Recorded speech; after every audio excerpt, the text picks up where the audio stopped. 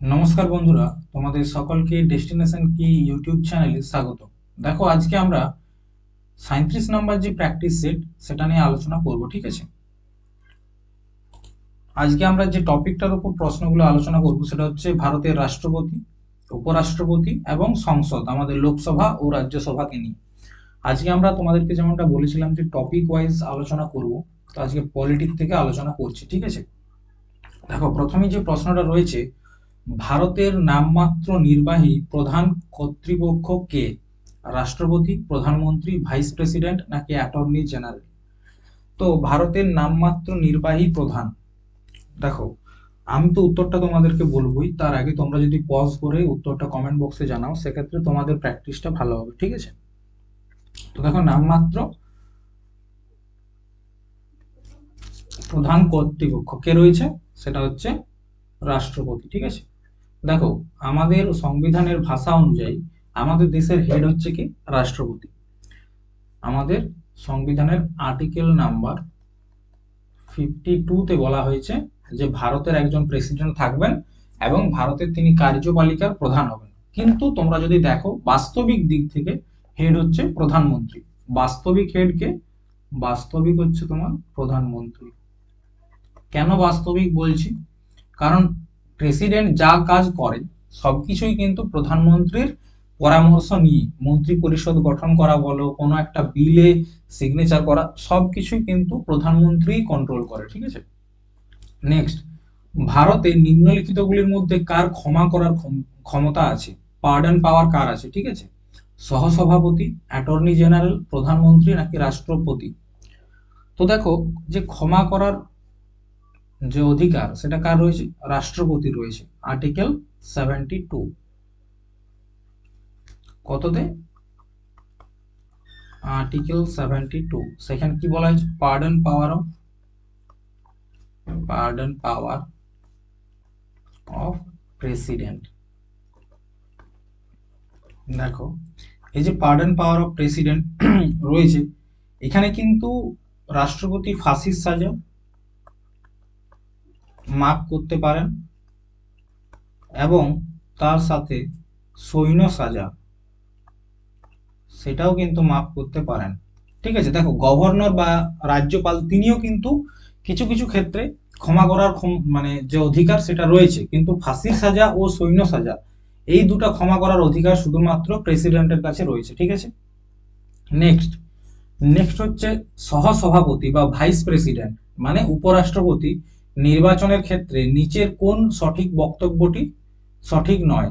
ঠিক আছে, ঠিক আছে, তাকে ভারতের নাগরিক হতে হবে, এটা তো ঠিকই আছে, অবশ্যই ভারতের নাগরিক হতে হবে উপরাষ্ট্রপতি হতে গেলে। তিনি রাজ্যসভার তিনি রাজ্যসভার সদস্য একটি হিসাবে নির্বাচনে প্রতিদ্বন্দ্বিতা করার যোগ্য হন, রাজ্যসভার সদস্য হওয়ার যোগ্য হতে হবে, তার বয়স 35 বছরের বেশি হতে হবে, কিন্তু তিনি যে লোকসভা, ঠিক আছে, লোকসভা নির্বাচনের যোগ্য এটা না হলেও চলে, রাজ্যসভা নির্বাচনের যোগ্য হলেই হচ্ছে। নেক্সট, ভারতের উপরাষ্ট্রপতির শপথ প্রশাসনিক কে? উপরাষ্ট্রপতির শপথ, ঠিক আছে, উপরাষ্ট্রপতির শপথ কে করায়? ভারতের প্রধানমন্ত্রী, লোকসভার বক্তা নাকি ভারতের প্রধান বিচারপতি নাকি ভারতের রাষ্ট্রপতি? তো দেখো, উপরাষ্ট্রপতির যে শপথ সেটা করায় ভারতের রাষ্ট্রপতি। ঠিক আছে, রাষ্ট্রপতি উপরাষ্ট্রপতি শপথটা করায়, আর্টিকেল নাম্বার 69-এ বলা রয়েছে। ঠিক আছে, কোথায়? উপরাষ্ট্রপতির যে শপথ সেটা আর্টিকেল নাম্বার 69-এ বলা হয়েছে। নেক্সট, নিচের মধ্যে কে সংখ্যাগরিষ্ঠ দলের নেতাকে সরকার গঠনের আমন্ত্রণ জানান?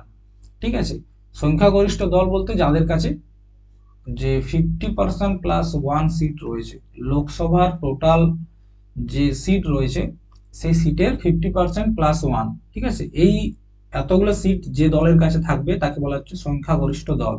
তো সংখ্যাগরিষ্ঠ দলের নেতাকে সরকার গঠন করার জন্য আমন্ত্রণ কে জানান? ভারতের প্রধান বিচারপতি, ভাইস প্রেসিডেন্ট, মুখ্য সচিব নাকি রাষ্ট্রপতি? তো এটা জানা হচ্ছে তোমার রাষ্ট্রপতি। ঠিক আছে, আমাদের যে আর্টিকেল নাম্বার 74, কত? আর্টিকেল নাম্বার 74 দেখবে এখানে বলা হয়েছে প্রথমবার যে রাষ্ট্রপতিকে পরামর্শ দেওয়ার জন্য একটা মন্ত্রী পরিষদ থাকবে এবং মন্ত্রী পরিষদের হেড হবে কে, সেটা হচ্ছে ভারতের প্রধানমন্ত্রী। এবং এখানে আর্টিকেল 74 এর 3 তে বলা হয়েছে যে সংখ্যাগরিষ্ঠ দলের নেতাকে প্রধানমন্ত্রী হিসাবে কে অ্যাপয়েন্ট করবে, সেটা হচ্ছে রাষ্ট্রপতি। নেক্সট, নিম্নলিখিতদের মধ্যে কে রাজ্যসভার চেয়ারম্যান?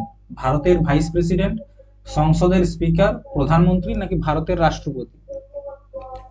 তো দেখো, নিম্নলিখিতদের মধ্যে রাজ্যসভার চেয়ারম্যান কে হন? রাজ্যসভার যিনি চেয়ারম্যান হন তিনি হচ্ছে ভারতের উপরাষ্ট্রপতি বা ভাইস প্রেসিডেন্ট। ঠিক আছে, এবং এটা তোমরা দেখতে পাবে আর্টিকেল নাম্বার 64, আর্টিকেল নাম্বার 64 এ লেখা রয়েছে যে উপরাষ্ট্রপতি ভারতের যে রাজ্যসভা সেখানকার সভাপতি হিসাবে কার্যকাল করবেন। নেক্সট, ভারতের সংবিধানের কোন অনুচ্ছেদে ভারতের রাষ্ট্রপতির অভিশংসন মানে হচ্ছে ইমপিচমেন্ট?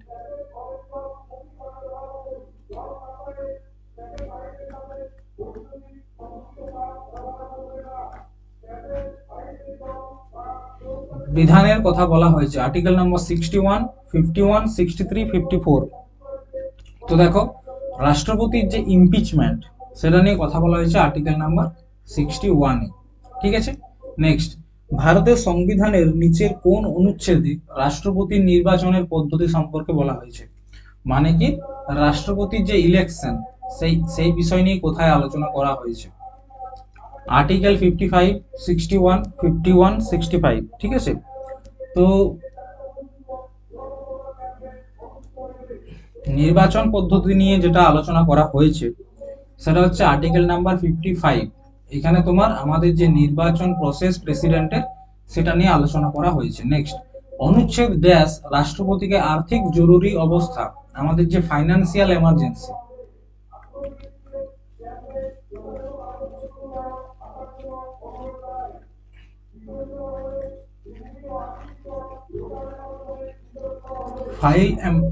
ফাইন্যান্সিয়াল এমার্জেন্সি বা আর্থিক জরুরি, আর্টিকেল নাম্বার 360, 368, 365, 356।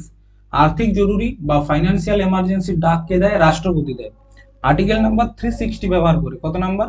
আর্টিকেল নাম্বার 360 ব্যবহার করে। আচ্ছা, আর্টিকেল নাম্বার 352, আর্টিকেল নাম্বার 352 তে কি বলা হয়েছে? এখানে বলা হয়েছে ন্যাশনাল এমার্জেন্সি।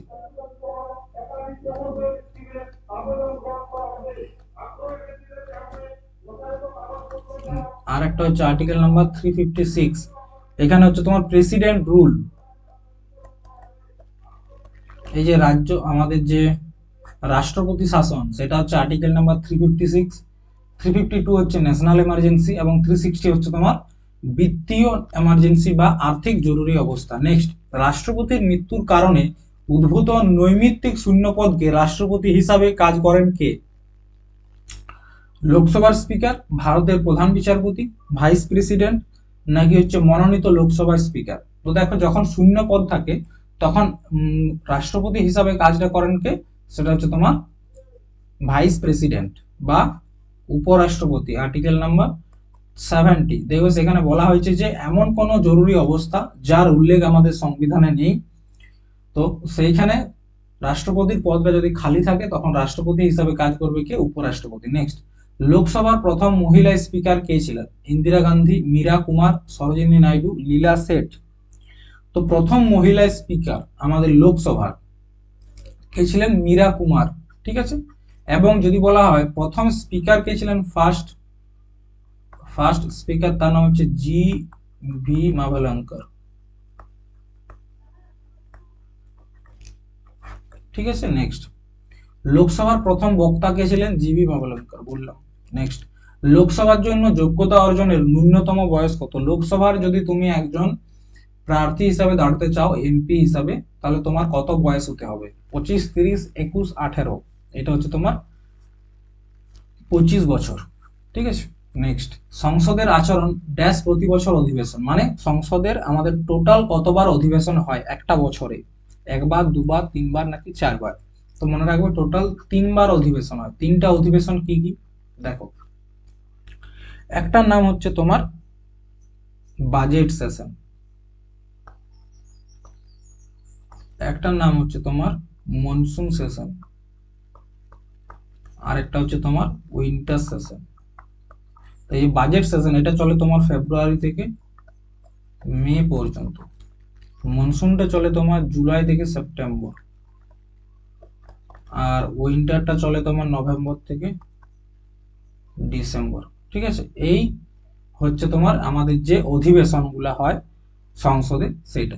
নেক্সট, লোকসভার প্রথম অধিবেশন কবে হয়েছিল? 13ই মে 1952, 15ই আগস্ট 1951, 15ই আগস্ট 1947, 26শে জানুয়ারি 1950। লোকসভার আমাদের তো তোমরা জানো যে আমাদের সংসদ ভবনে দুটো হাউস, একটা হচ্ছে তোমার লোকসভা আর একটা হচ্ছে রাজ্যসভা। তো এই যে লোকসভা, এই লোকসভার প্রথম অধিবেশন হয়েছিল 13ই মে 1952। তখন এটার নাম ছিল হাউস অফ দ্য পিপল। কি নাম ছিল? House of the people. ঠিক আছে, পরবর্তী ক্ষেত্রে 1954-এ এটার নাম পরিবর্তন করে কি করা হয়? লোকসভা করা হয়। লোকসভা এবং রাজ্যসভার যৌথ সভায় মানে হচ্ছে জয়েন্ট সেশন,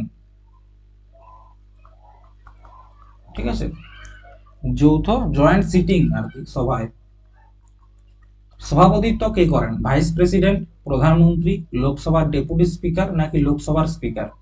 তো জয়েন্ট সিটিং এ সভাপতিত্ব করেন লোকসভার স্পিকার, আর্টিকেল নাম্বার 93। এরপর দেখো জয়েন্ট সিটিং হচ্ছে কি, এটার উল্লেখ রয়েছে আমাদের আর্টিকেল নাম্বার 108।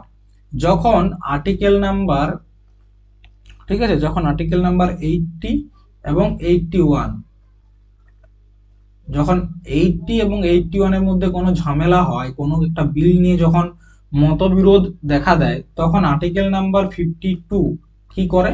আর্টিকেল নাম্বার 108 কে ব্যবহার করে, এবং 108 ব্যবহার করার পর এখানে সভাপতিত্ব করে কে? Article number 93। দেখো এই একটা জিনিস কিন্তু খুব ইন্টারেস্টিং, জয়েন্ট সিটিং, যৌথ সভা, 108 নাম্বার আর্টিকেল ব্যবহার করে এটাকে ডাকা হয়। কোনো একটা বিলের উপর যখন লোকসভা ও রাজ্যসভার মতবিরোধ হয়, রাজ্যসভা হচ্ছে আর্টিকেল নাম্বার 80, লোকসভা হচ্ছে 81, হলো মতবিরোধ হলে আর্টিকেল নাম্বার 52 মানে ভারতের রাষ্ট্রপতি এই জয়েন্ট সিটিংটাকে ডাকে।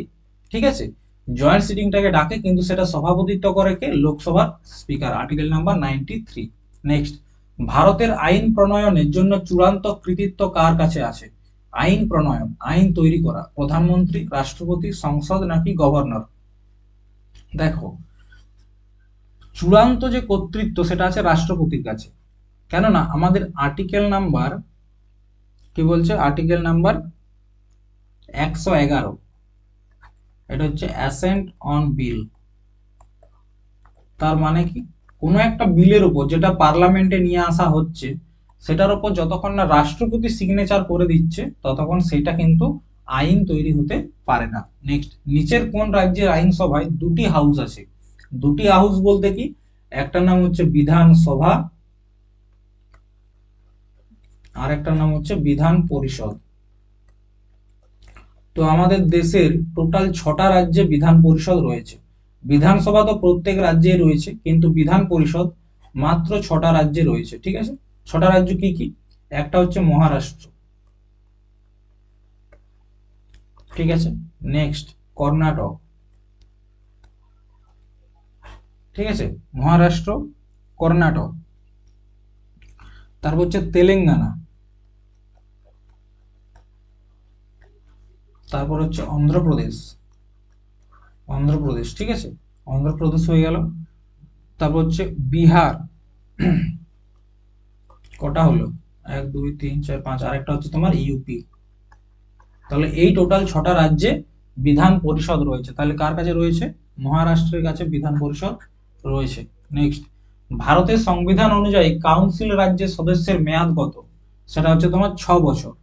যে আমাদের রাজ্যসভা রয়েছে সেটা হচ্ছে কাউন্সিল, ঠিক আছে, সেখানকার যে মেয়াদ সেটা হচ্ছে 6 বছর। আমাদের যেমন লোকসভার 5 বছর, এখানে 6 বছর, এবং রাজ্যসভার যে ভোট সেটা প্রতি 2 বছর অন্তর হয়। ঠিক আছে, তার জন্য রাজ্যসভা কোনোদিনও ভঙ্গ হয় না। নেক্সট, ঠিক আছে, তো আজকে এই পর্যন্তই। তোমাদের সাথে মোটামুটি 20টার মতো জিকে প্রশ্ন আলোচনা করেছি। পরের দিন আবার 20টা আলোচনা করবো। ঠিক আছে, চলো।